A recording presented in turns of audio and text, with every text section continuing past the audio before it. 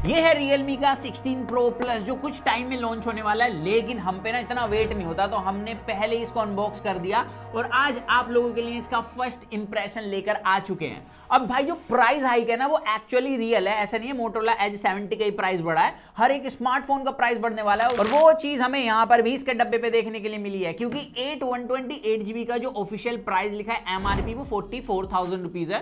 तो Realme अगर सारे डिस्काउंट भी लगा देना तो मुझे लगता है ये फोन कम से कम 35,000 रुपए का आएगा और हो सकता है उससे ज्यादा भी हो, मतलब 37,000 का भी हो सकता है फोन। तो क्या है इस फोन के अंदर ऐसा कि हम इसके लिए इतना पैसा पे करें, वो भी बात करेंगे और नेगेटिव्स की भी बात करेंगे, या हमें भैया अपने Motorola Edge 70 के लिए फिर से ऐसे रिस्पेक्ट बढ़ा लेनी चाहिए। तो सारी बात होने वाली है। मेरा नाम पीयूष है, चैनल का नाम HFD अनबॉक्स है। वीडियो अच्छी लगे चैनल सब्सक्राइब करना, वीडियो लाइक करना और हमारी वीडियो को सपोर्ट करने के लिए इस वीडियो के अंदर हमने काफी सारे प्रोडक्ट टैग करे, एक क्लिक में वहां से बाय करके चैनल को सपोर्ट कर सकते हो आप लोग। अब जैसे ही हमने बॉक्स से फोन को निकाला तो मुझे इसके डिजाइन को देख के ज्यादा दिमाग लगाने की जरूरत नहीं पड़ी क्योंकि जो Realme का बिल्ली वाला लोगो है ना, इसका camera module same to same वैसा ही लग रहा है, मतलब बिल्कुल साइड बाय साइड देखो लग रहे हैं ना दोनों भाई भाई, क्योंकि Realme का ही तो बच्चा है ये। अब यहाँ पर कैमरा मॉड्यूल के साथ काफी कलेस है। एक तो सबसे बड़ी चीज ये है कि इतना शाइनी है कि यहाँ पर देखो मेरे फिंगरप्रिंट बिल्कुल साफ है, मैं भी साफ भी कर रहा हूँ और यहाँ पर अगर इसके कैमरा मॉड्यूल पे लगाऊंगा भी ना तो भाई बहुत तेजी से इस पे स्मजेस लग रहे हैं। ये चीज देखो यहाँ पर, तो ये आप साफ करते करते इसे परेशान होने वाले हो। और दूसरी चीज जब मैंने इसे साफ भी करा तो विद इन 30 मिनट्स जैसी बॉक्स से निकाला था फोन को तो यहाँ पर काफी सारी हेयरलाइन स्क्रैच लग गई इसके साइड में। और ऐसे नहीं है ये सिर्फ मेरी यूनिट के साथ प्रॉब्लम है, जितने भी क्रिएटर्स को Realme ने फोन भेजा है सबके यूनिट के साथ सेम ही कलेस है। और अब आप कहोगे तो भाई कवर में चला, तो मैं कवर में ही चला रहा था जब भी इस पे स्क्रैच लगी है। और मैं आपको सीधा बता दूं अगर आप इसे विदाउट कवर चलाते हो तो दो प्रॉब्लम होने वाली है। कैमरा मॉड्यूल तो अच्छे से स्क्रैच खाएगा ही, साथ ही जो बैक पैनल इसका दिया है इस पे एक ऐसा टेक्सचर है जो काफी ज्यादा डर्ट को अपनी तरफ खींचता है, मतलब ये काफी ज्यादा गंदा हो जाता है। अब ये जो कलर है इसको काफी मेरे भाइयों ने ट्विटर पर मुल्तानी मिट्टी कलर कहा है, अगर पतंजलि फोन लॉन्च कर दी तो मुल्तानी मिट्टी एडिशन रख देते इसका नाम। तेरा तो गेम बजाना पड़ेगा। गंदा हो जाता है क्योंकि इसका जो बैक टेक्सचर है ना वो काफी हद तक ऐसा है जैसे वीगन लेदर को आप गर्म कर दोगे ना फिर वो चिपचिपा सा हो जाता है, वैसे ये चिपचिपा है जिसकी वजह से डस्ट इस पे काफी ज्यादा चिपकती है। इसके अलावा जो इसका साइड का फ्रेम है वो प्लास्टिक का दिया गया है ग्लॉस फिनिश के साथ। नीचे की तरफ टाइप सी पोर्ट मिलता है, सिम ट्रे मिलती है, आपको स्पीकर ग्रिल भी दी गई है और राइट साइड में वॉल्यूम रोकर और नीचे की तरफ पावर ऑन ऑफ बटन मिलता है। बाकी इन हैंड फील की बात करूं तो फोन ठीक इन हैंड फील ऑफर करता है आपको, कवर लगाने के बाद थोड़ी सी और मोटी हो जाती है क्योंकि भाई ये फोन है ना भैया 7000 mAh के टाइटन बैटरी के साथ आता है, वो भी 80 वोट की अल्ट्रा फास्ट चार्जिंग के साथ। तो मेरे हिसाब से 7000 mAh के हिसाब से हल्का सा मोटा फोन है, बट फिर भी इन एंड फील के मामले में मेरे को ठीक ही लगा ये फोन। बाकी ड्यूरेबिलिटी के लिए ये फोन MIL सर्टिफाइड है, IP68 और 69 रेटेड भी है। अब यहां पर बात हो गई इसकी बिल्ड की खत्म, अब हम सीधा चलेंगे इसके कैमरास पर क्योंकि ये फोन आता है एक ऐसी शक्ति के साथ जो Moto S70 में नहीं मिलती, वो है टेलीफोटो लेंस। इसके पास 200 मेगापिक्सल का मेन कैमरा है, 50 मेगापिक्सल का 3.5x टेलीफोटो लेंस दिया है, 8 मेगापिक्सल का अल्ट्रा वाइड मिलता है और फ्रंट में 50 मेगापिक्सल का आपको कैमरा दिया गया है। अब फ्रंट से वीडियो कैसे रिकॉर्ड करता है वो आप यहां पर देख सकते हो। अब Realme ने एक चीज़ तो अच्छी करी कि 4K 60 FPS video recording option दे दिया और स्टेबलाइजेशन भी काफ़ी अच्छी है।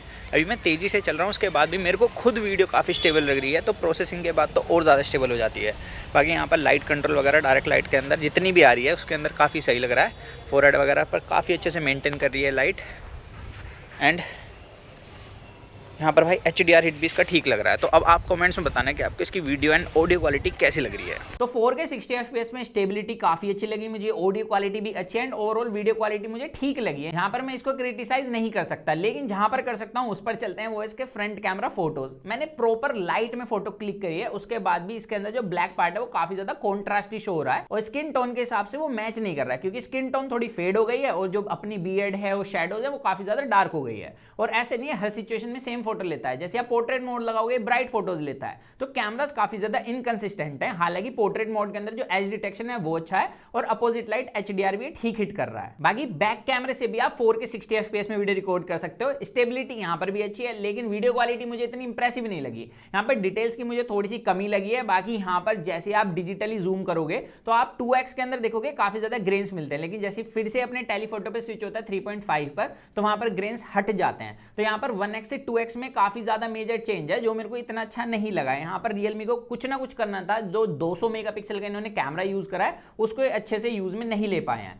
बाकी अगर फोटोज की बात करें, फोटोज के साथ इनकंसिस्टेंसी काफी ज्यादा है इसके लेंसेज में। यहाँ पर हमने 1x 2x 3.5x even 10x में भी फोटो क्लिक करी है। यहाँ पर पहले हमने अपोजिट लाइट फोटो क्लिक करी, फिर डायरेक्ट लाइट फोटो क्लिक करी। यहाँ पर आप देख सकते हो किसी भी लेंस के अंदर किसी भी सिचुएशन के अंदर सेम कलर नहीं है। कभी सेम लेंस आपको व्हाइट टोन देगा, कभी आपको वार्म टोन देगा और काफी फेड भी कर देता है 10x के अंदर। तो ये प्रॉब्लम मुझे इसके कैमरास के साथ मिली है, तो इनकंसिस्टेंसी का इशू है। तो देखो पोर्ट्रेट मोड के अंदर एज डिटेक्शन नो डाउट अच्छा है, लेकिन यहाँ पर भी कंसिस्टेंसी की काफी प्रॉब्लम है। कभी काफी व्हाइट कर देगा, कभी काफी कॉन्ट्रास्टी कर देगा, और कभी तो भैया जो ब्लैक वाला पार्ट है और शेडो उसको मैच ही कर देता है। तो यहाँ पर मेरे हिसाब से Realme ने काम अभी भी उतना अच्छा नहीं करा है। अगर मैं इसको कंपेयर करूं मोटोरोला के फोन से, तो मोटोरोला के पास डिसएडवांटेज आएगी सिर्फ टेलीफोटो लेंस की, वहां पर नहीं मिलता, लेकिन उसके कलर्स और उसकी कंसिस्टेंसी इसके कंपैरिजन में काफी ज्यादा अच्छी है। अगर आप चाहते हो मैं एक डिटेल्ड कंपैरिजन लाऊं इन दोनों ही फोनों का, क्योंकि ऑलमोस्ट सेम सेगमेंट के फोन होने वाले हैं, तो आप मुझे कमेंट्स में बताना, आपका भाई ले आएगा, और चैनल सब्सक्राइब जरूर कर देना।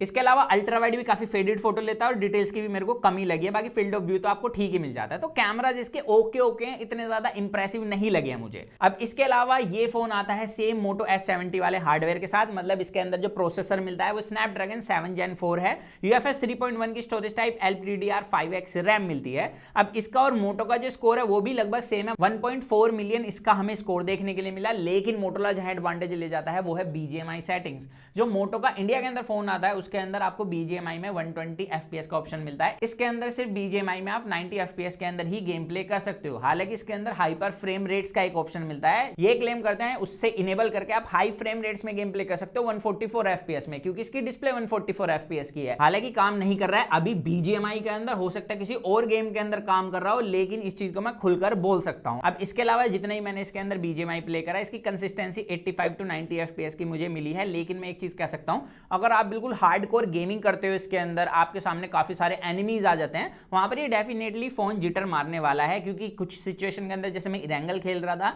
तो वहां पर इसने थोड़े बहुत जिटर शो करे थे। लेकिन अगर आप TDM खेलते हो, इरेंगल में आसपास ज्यादा एनिमी नहीं है, वहां पर ये ठीक ठाक गेम प्ले आपको करा देगा और हीटिंग इशू भी नहीं है इस फोन के अंदर। और अब इस फोन की नॉर्मल यूजेज की बात करी जाए, क्योंकि हर कोई गेम तो खेलता नहीं है, तो यहाँ पर भाई हमने इसके अंदर जब UI चलाया तो मैं एक्सपेक्ट कर रहा था यहाँ पर 144 हर्ट्ज का पैनल है तो हमें मस्त स्मूथनेस मिलेगी। तो यहाँ पर सबसे पहले बता दूं 144 हर्ट्ज का पैनल सिर्फ गेमिंग में काम करेगा। अब कौन से गेम में करेगा वो हमें भी नहीं पता, क्योंकि 120 FPS ही चल रहा है इसके अंदर जब आप नॉर्मल रिफ्रेश रेट चला रहे हो। यहाँ पर हम मोटोरोला को काफी क्रिटिसाइज करते थे क्योंकि भाई उसके अंदर काफी ज्यादा जिटर्स मिलते थे UI के अंदर, बट मैं कहूंगा मोटोरोला ने विद टाइम काफी इंप्रूवमेंट करी है। लेकिन Realme ने इंप्रूवमेंट उतनी अच्छी नहीं करी है, क्योंकि जो इसका UI है वो काफी ज्यादा स्लो फील होता है। अब मोटोरोला के अंदर एक दिक्कत है, अभी भी अगर आप उनके कैमरा एप्लीकेशन को यूज करोगे वहां पर ऐप ओपनिंग में जिटर मिल जाते हैं, यहाँ पर जिटर नहीं मिलते। लेकिन इसकी जो कैमरा ऐप है ना वो काफी ज्यादा स्लो फील कराती है। उसका जो UI है अंदर जाओगे और आप फोटोज क्लिक कर रहे हो मल्टीपल, तो ये काफी ज्यादा स्लो है।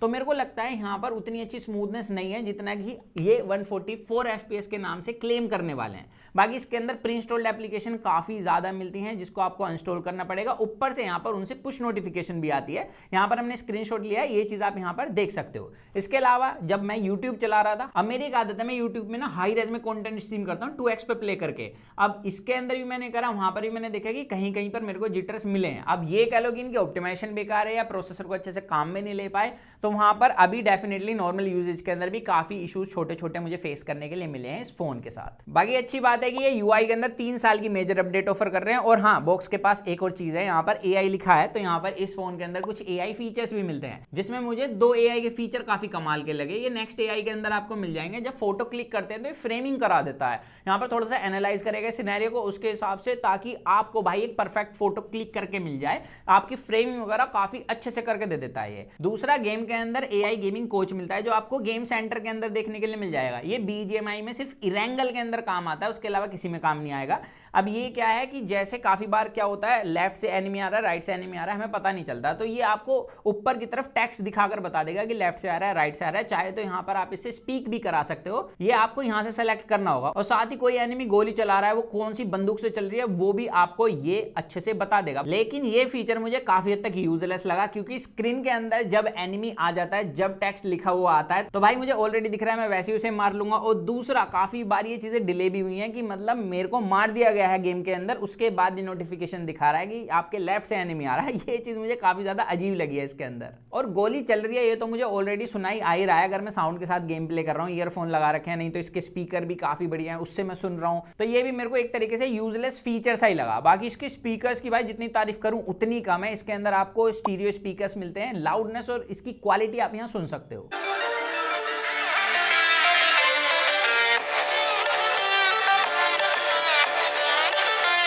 इसके अलावा इसके हैप्टिक्स मेरे को प्राइस रेंज के हिसाब से ठीक लगे। अब जैसे ही आप इसके फ्रंट को देखोगे तो यहाँ पर आपको इसकी खूबसूरत सी डिस्प्ले मिलेगी 6.8 इंच की। ये एक कर्व डिस्प्ले है, साइड साइड से आपको कर्व मिल जाएगा। हालांकि अभी ट्रेंड फ्लैट डिस्प्ले के चल रहा है, वो आप मुझे कमेंट्स में बताना आपको फ्लैट डिस्प्ले पसंद है या कर्व डिस्प्ले पसंद है। अभी एक ओलेड पैनल है, 1 बिलियन कलर शो कर सकता है, 144 हर्ट्ज का रिफ्रेश रेट है। हालांकि जो refresh rate day to day usages में यूज कर पाओगे वो 120 हर्ट्ज का ही है। ये डिस्प्ले 1.5 के रेजोल्यूशन के साथ आती है, HDR10+ सर्टिफाइड है। और ये डिस्प्ले आती है 6500 निट्स की पीक ब्राइटनेस के साथ। अब इसकी डिस्प्ले की जो क्वालिटी है वो काफी अच्छी है, व्यूइंग एंगल्स में किसी तरीके की टिंट नहीं है, यहाँ पर वाइब्रेंट कलर शो होते हैं। HDR हिट भी काफी सही है इस फोन का, बट जिस हिसाब से आपको पीक ब्राइटनेस मिलती है ऑन पेपर 6500 निट्स की, उतना भी ब्राइट नहीं है बट इनफ ब्राइट है। तो ओवरऑल ये फोन एक एवरेज फोन मुझे लगा। ना ही इसकी परफॉर्मेंस काफी ज्यादा अच्छी है, ना ही इसका सॉफ्टवेयर एक्सपीरियंस उतना अच्छा लगा। कैमराज भी मैं खुल के रिकमेंड नहीं कर सकते कि भाई आप इसको कैमराज के लिए ही ले लो, बस इस फोन की डिस्प्ले और इसका बैटरी बैकअप मेरे को काफी सही लग रहा है। अब यहाँ पर एक क्वेश्चन आता है क्या ये फोन ले लिया जाए, वेट कराए? तो मैं कहूंगा कि आप वेट कर सकते हो, काफी सारे और फोन भी लॉन्च होने वाले हैं इस महीने। बाकी अभी तो इस रेंज के अंदर यही दो फोन है, मोटोरोला और ये रियलमी का नया 16 Pro Plus। अगर आपको इन दोनों का एक कंपैरिजन चाहिए तो मुझे कमेंट्स में बता देना और चैनल सब्सक्राइब कर देना, तो मैं आपके लिए वो भी ले आऊंगा। तो बस मिलते हैं जल्दी कूल और एक्साइटिंग वीडियो में। तो जब तक के लिए जो मन में आएगा इसको करें, do what your heart feels, stay tuned with that chuffy and box guys.